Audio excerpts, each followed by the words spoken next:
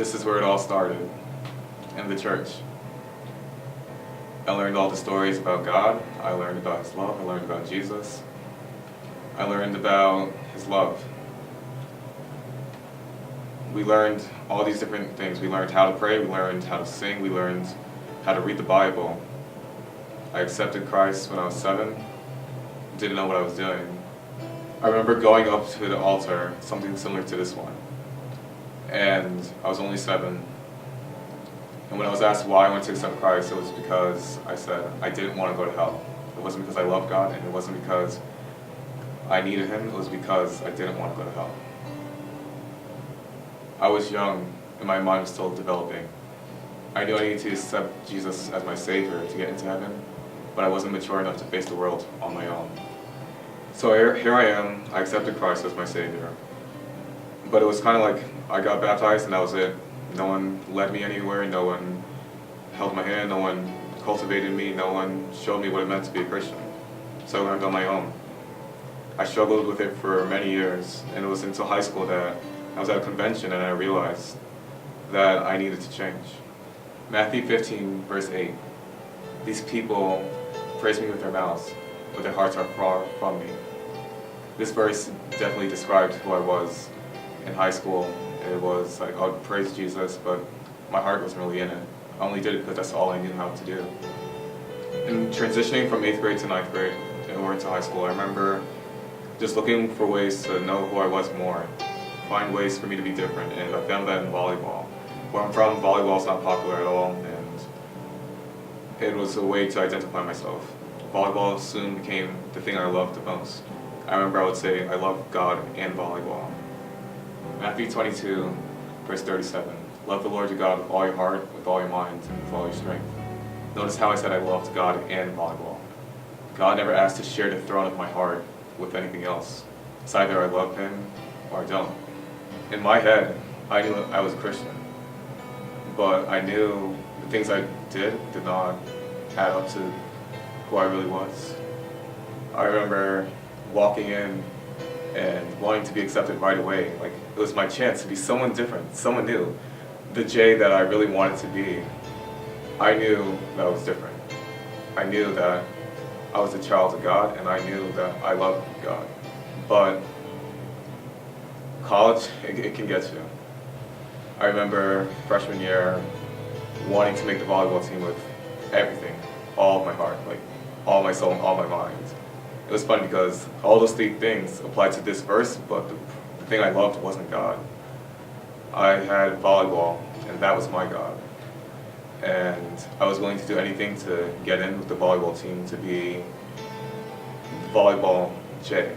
And I remember just trying to show everyone out, like, that I can compete with you. I can compete with you on the court and off the court, and I can outdrink you, I can outdo you.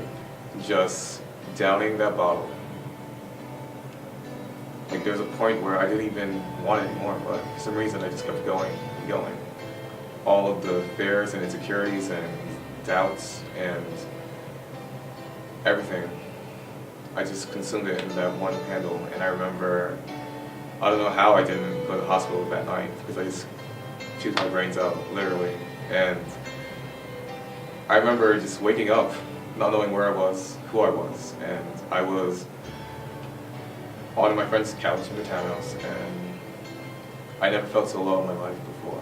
I remember there were probably 2 or 3 more times where I did pass out. But this whole time, I knew in my inside that the real me was crying out to be freed, because it's not who I wanted to be. I still found myself back in church, and I didn't know why. I kept going. I realized that my spiritual life was not what it was. My relationship with God was not what it was, and it was just very fake to me, very, very, very superficial. We had Pastor Stephen.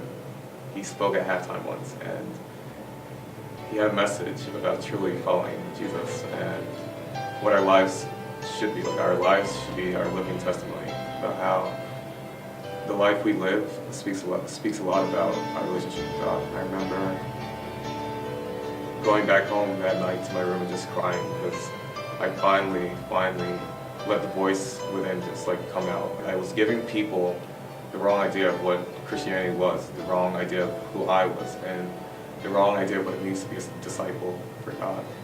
Some of my friends on the team, like, they had no clue what it meant to be a Christian or who I even was, or I would give them the J they fell in love with, the J that they knew was not really J at all. It wasn't me.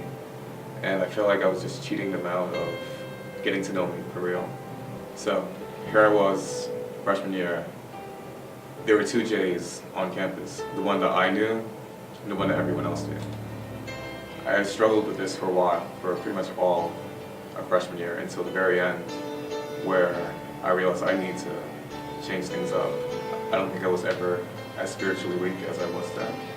All these things I was doing, all the vices I kept giving into, all the things I kept putting before God, whether it was volleyball or school or my relationships, I kept putting it before God.